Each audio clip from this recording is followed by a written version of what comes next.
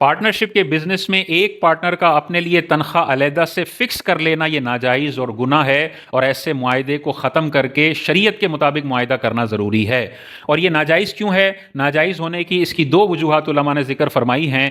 एक वजह यह है कि इसमें पार्टनरशिप की जो नफ़े की शराकत के बुनियादी उसूल हैं उन्हीं की नफ़ी हो जाती है। प्रॉफिट शेयरिंग का जो बुनियादी ढांचा है वही ख़त्म होकर रह जाता है। वजह क्या है कि मिसाल के तौर पर एक पार्टनर ने अपने लिए 2 लाख की तनख्वाह फिक्स कर ली है, और बाकी जो मुनाफा बचेगा वो 50-50 डिवाइड होगा मिसाल के तौर पे दो पार्टनर में। तो अगर किसी महीने 2 लाख ही का मुनाफा हुआ तो ये पूरा 2 लाख रुपए तनख्वाह के एवज पार्टनर ए को चला जाएगा और पार्टनर बी को कुछ भी नहीं मिलेगा। ये चीज जो है, ये बुनियादी पार्टनरशिप के जो प्रॉफिट शेयरिंग रेशो के उसूल शरीयत ने दिए हैं उस पूरे ढांचे को तोड़ देने वाला ये उसूल है, और ये शिक है। ये पार्टनर अपने लिए सैलरी फिक्स नहीं कर सकता। इसी तरह पार्टनर कंपनी का ओनर भी होता है, कंपनी का उतने फीसद का मालिक भी होता है, तो वो अपने कामों के लिए खुद के लिए तनख्वाह मुतय्यन नहीं कर सकता है। ठीक है ना? जैसे कंपनी का कोई मालिक है, अपने ऑफिस में आता है और अपने लिए तनख्वाह रख रहा है। मालिक जो अपने दफ्तर में काम करता है उससे मुनाफा मिलता है, वो अपने लिए अलहदा से तनख्वाह नहीं रख सकता। ये मुलाजिमत के उसूलों के खिलाफ है कि एम्प्लॉयर खुद अपने आप को एम्प्लॉय रख ले। ये सेंस नहीं बनता कि एम्प्लॉयर भी वही और एम्प्लॉय भी वही, ये सेंस नहीं बनता। एम्प्लॉयर अलग एंटिटी होती है और एम्प्लॉय अलग एंटिटी होता है। एक ही बंदा एक ही वक्त में कारोबार का ओनर भी हो और कारोबार में मुलाजिम भी हो, ये शरई उसूलों के मुनाफी है, ये नहीं किया जा सकता है। इसको करने का जायज तरीका उलमा ने यह इरशाद फरमाया कि फिक्स सैलरी ना रखें, बल्कि जो ज्यादा मेहनत कर रहा है, वक्त ज्यादा दे रहा है, आपको उसको थोड़े पैसे ज्यादा देने हैं, तो उसका प्रॉफिट रेशो थोड़ा सा बढ़ा दें। प्रॉफिट रेशो उसका ज्यादा रखा जा सकता है।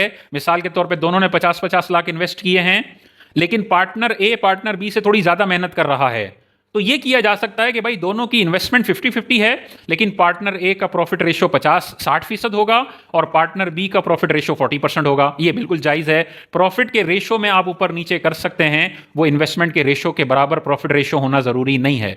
तो तनख्वाह देने के बजाय आप उसके प्रॉफिट की परसेंटेज को बढ़ा दें, यही मकसद हासिल हो जाएगा, लेकिन कुरान और हदीस के मुताबिक होगा। इसमें मुलाजिमत के उसूल की भी खिलाफ वर्जी नहीं है और प्रॉफिट के बुनियादी ढांचे की भी खिलाफ वर्जी नहीं है।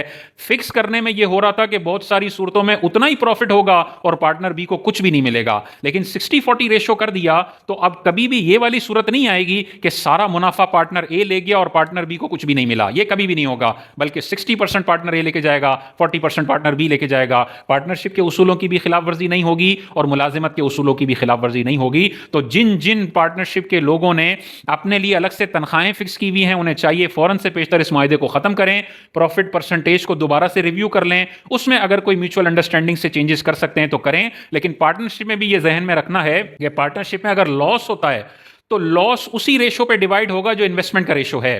इन्वेस्टमेंट अगर 50-50 है तो लॉस भी 50-50 डिवाइड होगा, लेकिन प्रॉफिट को आप 60-40 कर सकते हैं, 70-30 कर सकते हैं। प्रॉफिट की डिवाइड में इन्वेस्टमेंट का रेशो होना जरूरी नहीं है। लॉस जो कैपिटल के अंदर गिरावट हो रही है उसकी डिस्ट्रीब्यूशन में इन्वेस्टमेंट के रेशो का ध्यान रखना जरूरी है।